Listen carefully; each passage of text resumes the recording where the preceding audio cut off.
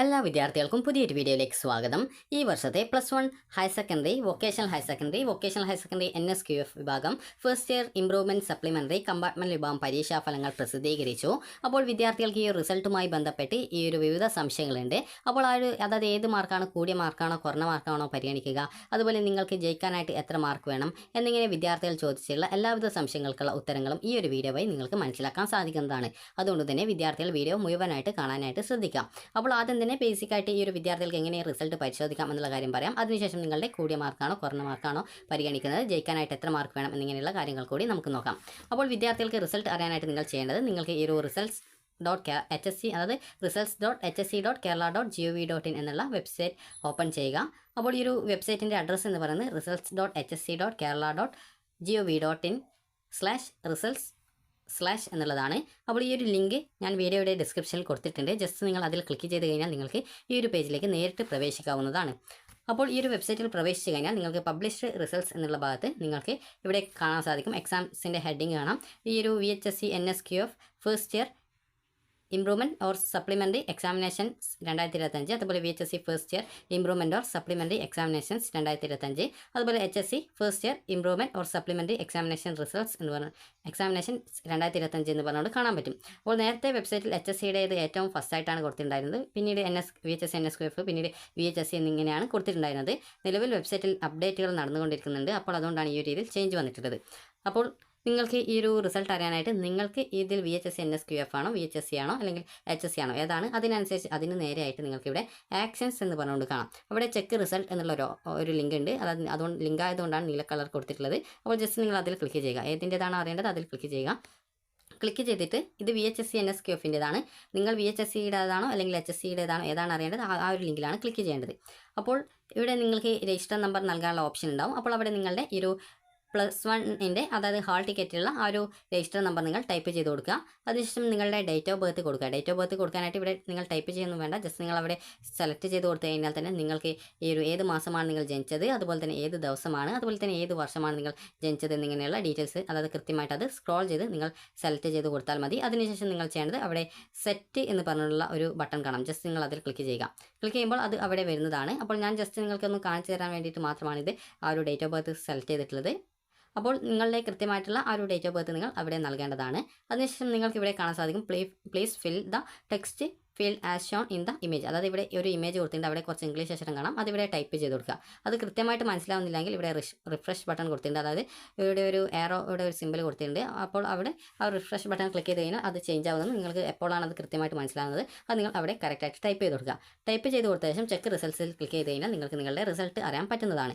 അപ്പോൾ നിങ്ങൾക്ക് നിലവിൽ നിങ്ങളുടെ റിസൾട്ട് പരിശോധിച്ച് കഴിഞ്ഞാൽ അതിൽ നിങ്ങൾക്ക് സ്ക്രീൻഷോട്ട് എടുക്കാനായിട്ടാണ് പറ്റുക. ഈ ഒരു പ്രിൻറ്റ് ചെയ്യാനുള്ള ഓപ്ഷൻ വന്നിട്ടില്ല. അപ്പോൾ അത് ഈ ഒരു വെബ്സൈറ്റിൽ അപ്ഡേറ്റ് നടന്നുകൊണ്ടിരിക്കുന്നുണ്ട്. അപ്പോൾ അതുകൊണ്ട് തന്നെ ഇന്ന് വൈകുന്നേരം 6 മണിക്ക് ശേഷം നിങ്ങൾക്ക് PDF രൂപത്തിൽ നിങ്ങളുടെ റിസൾട്ട് ഡൗൺലോഡ് ചെയ്യാനുള്ള ഓപ്ഷൻ ഇനേബിൾ ആവും. അതായത് ആ ഒരു ബട്ടൺ പ്രിൻറ്റ് ചെയ്യാനുള്ള ബട്ടൺ ഇനേബിൾ ആവും. അപ്പോൾ ആ ഒരു സമയത്ത് അതായത് 6 മണിക്ക് ശേഷം നിങ്ങൾക്ക് നിങ്ങളുടെ ഈ ഒരു +1ൻ്റെ സേവ് ഇംപ്രൂവ്മെൻറ്റ് കമ്പാർട്ട്മെൻറ്റ് വിഭാഗം പരീക്ഷാ ഫലത്തിൻ്റെ ആ ഒരു റിസൾട്ട് നിങ്ങൾക്ക് പ്രിൻ്റ് എടുക്കാം. അതായത് PDF രൂപത്തിൽ നിങ്ങൾക്ക് നിങ്ങളുടെ ഫോണിൽ സൂക്ഷിച്ച് വെക്കാൻ സാധിക്കും. നിലവിൽ നിങ്ങൾക്ക് സ്ക്രീൻഷോട്ട് രൂപത്തിൽ സ്ക്രീൻഷോട്ട് എടുക്കാനായിട്ടാണ് സാധിക്കുകയുള്ളൂ. 6 മണിക്ക് ശേഷം നിങ്ങൾക്ക് അത് PDF രൂപത്തിൽ ഡൗൺലോഡ് ചെയ്യാനുള്ള ലിങ്ക് വെബ്സൈറ്റിൽ വരുന്നതാണ്. അതായത് ആ ഒരു സമയത്ത് അവിടെ ക്രിയേറ്റ് ചെയ്തിട്ട് ആ ഒരു ലിങ്ക് വരുന്നതായിരിക്കും. ഇനി വിദ്യാർത്ഥികൾ ചോദിച്ച പ്രധാനപ്പെട്ട ഡൗട്ട്സിലേക്ക് നമുക്ക് പോകാം.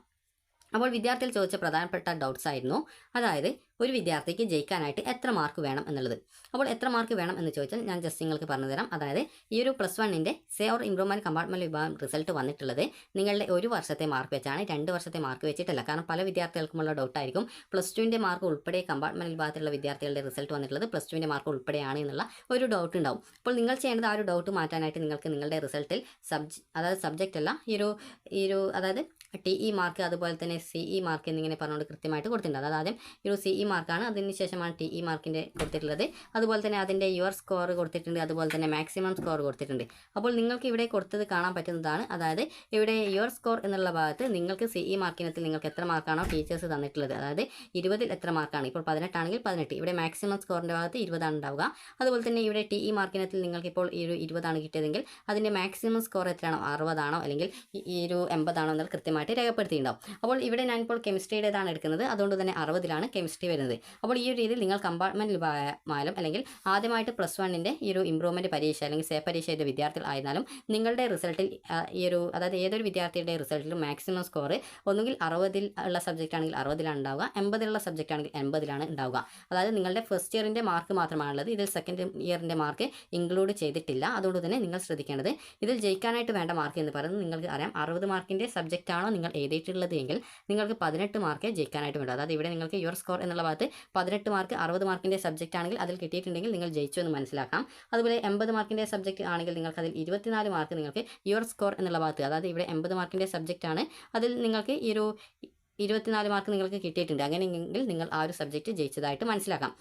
അപ്പോൾ നിങ്ങൾക്കറിയാം ഒരു വർഷത്തെ മാർക്ക് 60-ൽ ജയിക്കാനായിട്ട് 18 മാർക്കേ വേണ്ടൂ. 80 മാർക്കിൻ്റെ സബ്ജക്റ്റ് ആണെങ്കിൽ അതിൽ 24 മാർക്കേ നിങ്ങൾക്ക് TE മാർക്കിനത്തിൽ നിങ്ങൾക്ക് വേണ്ടൂ. അപ്പോൾ ഇങ്ങനെ നിങ്ങൾക്ക് ലഭിച്ചിട്ടുണ്ട്, ഈ ഒരു മാർക്ക് കിട്ടിയിട്ടുണ്ടെങ്കിൽ നിങ്ങൾ പരീക്ഷ ജയിച്ചതായിട്ട് മനസ്സിലാക്കാം. ഇതിൽ കൂടുതൽ മാർക്ക് നിങ്ങൾക്ക് കിട്ടിയിട്ടുണ്ട് എങ്കിലും നിങ്ങൾ ജയിച്ചതായിട്ട് മനസ്സിലാക്കാം. ചില വിദ്യാർത്ഥികൾക്ക് ഗ്രേസ് മാർക്ക് ഉണ്ടാകും. അങ്ങനെ ഗ്രേസ് മാർക്ക് ഉൾപ്പെടെ കൂട്ടുന്ന സമയത്ത് നിങ്ങൾക്ക് 60-ൽ 18 അതുപോലെ 80-ൽ 24 മാർക്കോ അതായത് ഈ ഒരു മാർക്കോ അതിൽ കൂടുതലോ കിട്ടുകയാണെങ്കിലും നിങ്ങൾ ജയിക്കുന്നതാണ്.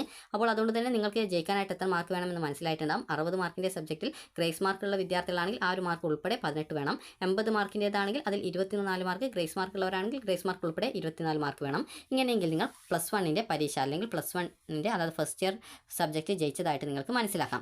ഇനി വിദ്യാർത്ഥികൾ ചോദിച്ച കാര്യമാണ് കൂടിയ മാർക്കാണോ കുറഞ്ഞ മാർക്കാണോ പരിഗണിക്കുക എന്നുള്ളത്. അപ്പോൾ രണ്ട് വിഭാഗത്തിലുള്ള വിദ്യാർത്ഥികൾ പരീക്ഷ എഴുതിയിട്ടുണ്ടാവും. അത് ഞാൻ ജസ്റ്റ് പറഞ്ഞുതരാം. കമ്പാർട്ട്മെൻറ്റ് വിഭാഗത്തിലുള്ള വിദ്യാർത്ഥികളുണ്ടാവും, അതുപോലെ തന്നെ റെഗുലർ വിഭാഗം വിദ്യാർത്ഥികളുണ്ടാവും. റെഗുലർ വിഭാഗം എന്ന് പറയുന്നത് നിങ്ങൾ ഫസ്റ്റ് ഇയറിൻ്റെ ഇംപ്രൂവ്മെൻറ്റ് പരീക്ഷ എഴുതിയിട്ടുള്ള വിദ്യാർത്ഥികളുണ്ടാവും. അപ്പോൾ അതായത് നിലവിൽ +2-ൻ്റെ പരീക്ഷ ആദ്യമായിട്ട് എഴുതി അതിൻ്റെ റിസൾട്ട് വെയിറ്റ് ചെയ്യുന്ന വിദ്യാർത്ഥികൾ +1-ൻ്റെ ഇംപ്രൂവ്മെൻറ്റ് പരീക്ഷ എഴുതിയിട്ടുണ്ടാവും. അങ്ങനെയുള്ള വിദ്യാർത്ഥികളുടെ കൂടിയ മാർക്കാണ് പരിഗണിക്കുക. ഇപ്പോൾ ഒരു വിദ്യാർത്ഥിക്ക് ഇപ്പോൾ TE മാർക്ക് ആദ്യം കിട്ടിയിട്ടുണ്ടായിരുന്നത് അതായത് ഫസ്റ്റ് ഇയറിൻ്റെ കഴിഞ്ഞ വർഷം എഴുതിയ സമയത്ത് 20 മാർക്ക് കിട്ടിയിട്ടുണ്ടായിരുന്നു കെമിസ്ട്രിയിൽ എന്ന് വിചാരിക്കുക. ഇപ്പോൾ നിങ്ങൾ പരീക്ഷ എഴുതിയ സമയത്ത് നിങ്ങൾക്ക് കിട്ടിയിട്ടുണ്ടായിരുന്നത് ഒരു 10 മാർക്കേ കിട്ടിയിട്ടുള്ളൂ എങ്കിൽ ഈ ഒരു കൂടിയ മാർക്കായിട്ടുള്ള 20 മാർക്കാണ് നിങ്ങളുടെ പരിഗണിക്കുക. ചില വിദ്യാർത്ഥികൾക്ക് മുമ്പത്തെ സെയിം സ്കോർ ആയിരിക്കും കാണിക്കുക. അത് നിങ്ങൾക്ക് പ്രത്യേകിച്ച് മാർക്ക് വീണ്ടും അതായത് ഈ ഒരു മുമ്പത്തേതിനേക്കാൾ കൂടുതൽ മാർക്ക് ഈ ഒരു പരീക്ഷയിൽ സ്കോർ ചെയ്യാൻ പറ്റാത്തത് കാരണമായിരിക്കും ആ ഒരു രീതിയിൽ മാർക്ക് വന്നിട്ടുള്ളത്. അതുപോലെ തന്നെ നിങ്ങൾ കമ്പാർട്ട്മെൻറ്റ് വിഭാഗം വിദ്യാർത്ഥികളാണ് എന്ന് വിചാരിക്കുക. കമ്പാർട്ട്മെൻറ്റിൽ എന്ന് പറയുമ്പോൾ ഈ ഒരു +2 പരീക്ഷ മുൻ വർഷങ്ങൾ അതായത് ഈ ഒരു 2024 +2 പരീക്ഷ എഴുതുകയും ആ ഒരു പരീക്ഷ തോൽക്കുകയും പിന്നീട് സേ പരീക്ഷ എഴുതുകയും അതിനുശേഷം നിങ്ങൾ അതിലും തോൽക്കുകയും ചെയ്ത വിദ്യാർത്ഥികളാണ് കമ്പാർട്ട്മെൻറ്റ് വിഭാഗം. അത് പിന്നീട് സേ പരീക്ഷ എഴുതാതെ ഇരുന്ന വിദ്യാർത്ഥികളും കമ്പാർട്ട്മെൻറ്റ് വിഭാഗത്തിലാണ് ഉൾപ്പെടുക. അപ്പോൾ അങ്ങനെയുള്ള വിദ്യാർത്ഥികൾ +2-ൻ്റെ ഈ ഒരു +2 അല്ല +1-ൻ്റെ കമ്പാർട്ട്മെൻറ്റ് വിഭാഗത്തിലായിട്ട് സേ പരീക്ഷ എഴുതിയിട്ടുണ്ട് എങ്കിൽ അങ്ങനെയുള്ള വിദ്യാർത്ഥികളുടെ നിലവിലെ ഇപ്പോൾ പരീക്ഷയ്ക്ക് കിട്ടിയ മാർക്കാണ് പരിഗണിക്കുക. അതായത് ഇപ്പോൾ നിങ്ങൾക്ക് പരീക്ഷയ്ക്ക് കിട്ടിയിട്ടുണ്ടായിരുന്നത് ഒരു 20 മാർക്കാണ് മുമ്പ് ഉണ്ടായിരുന്നത്, ഇപ്പോൾ കിട്ടിയത് ഒരു 18 മാർക്കാണെങ്കിൽ ഈ ഒരു 18 മാർക്കാണ് പരിഗണിക്കുക. അതുപോലെ തന്നെ നിങ്ങൾക്കിപ്പോൾ കൂടുതൽ മാർക്ക് കിട്ടിയിട്ടുണ്ട്, അതായത് ഇപ്പോൾ 20 മാർക്ക് മുമ്പ് ഉണ്ടായിരുന്നു, എന്നാൽ ഇപ്പോൾ ഈ ഒരു പരീക്ഷയിൽ നിങ്ങൾക്കൊരു 30 മാർക്ക് ഉണ്ട് വിചാരിക്കുക. അപ്പോൾ നിങ്ങൾക്ക് ഈ ഒരു 30 മാർക്ക് അതായത് ഇപ്പോഴത്തെ പരീക്ഷയുടെ മാർക്കാണ് പരിഗണിക്കുക. അതായത് കമ്പാർട്ട്മെൻറ്റ് വിഭാഗത്തിൽ അതായത് +2 അല്ല +1 കമ്പാർട്ട്മെൻറ്റ് വിഭാഗത്തിൽ പരീക്ഷ ചെയ്ത ഒരു വിദ്യാർത്ഥിയുടെ നിലവിലെ ഇപ്പോൾ എഴുതിയ പരീക്ഷയുടെ മാർക്ക് മാത്രമാണ് പരിഗണിക്കുക, മുമ്പത്തെ പരീക്ഷയുടെ മാർക്ക് പരിഗണിക്കുന്നതല്ല. അതേസമയം റെഗുലർ വിഭാഗത്തിൽ അതായത് ആദ്യമായിട്ട് ഈ ഒരു +1-ൻ്റെ ഇംപ്രൂവ്മെൻറ്റ് അതായത് +2 പരീക്ഷ ആദ്യമായിട്ട് ഇപ്പോൾ എഴുതി അതിൻ്റെ റിസൾട്ട് വെയിറ്റ് ചെയ്യുന്ന വിദ്യാർത്ഥികളിൽ +1 ഇംപ്രൂവ്മെൻറ്റ് എഴുതിയ വിദ്യാർത്ഥികളുടെ കൂടിയ മാർക്കായിരിക്കും പരിഗണിക്കുക. അതായത് നിങ്ങൾക്ക് മുമ്പ് ഇപ്പോൾ 20 മാർക്കാണുള്ളത്, ഇപ്പോൾ നിങ്ങൾക്ക് ഒരു 5 മാർക്കേ കിട്ടിയിട്ടുള്ളൂ എങ്കിൽ കൂടിയ 20 മാർക്കാണ് പരിഗണിക്കുക. അതുപോലെ തന്നെ നിങ്ങൾക്ക് ഇപ്പോൾ എഴുതിയ പരീക്ഷയ്ക്ക് കൂടുതൽ മാർക്ക് ഉണ്ടെങ്കിൽ ഇപ്പോൾ എഴുതിയ മാർക്കാണ് പരിഗണിക്കുക. അതായത് മുമ്പ് 20 മാർക്ക് ഉണ്ട്, എന്നാൽ ഇപ്പോൾ ഈ ഒരു പരീക്ഷയിൽ നിങ്ങൾക്കൊരു 40 മാർക്ക് ഉണ്ടെങ്കിൽ ആ ഒരു 40 മാർക്കാണ് പരിഗണിക്കുക. അതായത് റെഗുലർ വിഭാഗം വിദ്യാർത്ഥികളുടെ കൂടിയ മാർക്കും കമ്പാർട്ട്മെൻറ്റ് വിഭാഗം വിദ്യാർത്ഥികളുടെ നിലവിലെ പരീക്ഷയ്ക്ക് കിട്ടിയ മാർക്കുമാണ് പരിഗണിക്കുക. അപ്പോൾ നിങ്ങൾക്ക് ജയിക്കാനായിട്ട് എത്ര മാർക്ക് വേണമെന്ന് മനസ്സിലായിട്ടുണ്ടാകും. അതുപോലെ കമ്പാർട്ട്മെൻറ്റ് വിഭാഗത്തിലുള്ള വിദ്യാർത്ഥികളുടെ ഈ ഒരു നിലവിലെ പരീക്ഷയുടെ മാർക്കാണ് പരിഗണിക്കുക എന്നുള്ളത് മനസ്സിലായിട്ടുണ്ടാകും. അത് ഇപ്പോൾ വന്ന റിസൾട്ട് ആണ് പരിഗണിക്കാൻ മനസ്സിലായിട്ടുണ്ടാകും.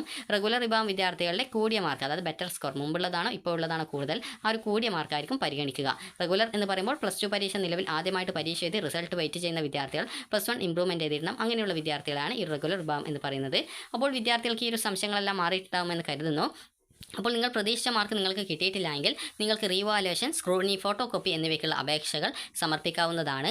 അപ്പോൾ വിദ്യാർത്ഥികൾക്ക് ഈ ഒരു വീഡിയോ ഉപകാരപ്രദമായിട്ടുണ്ടെങ്കിൽ ലൈക്ക് ചെയ്യുക, ഷെയർ ചെയ്യുക. Thank you for watching.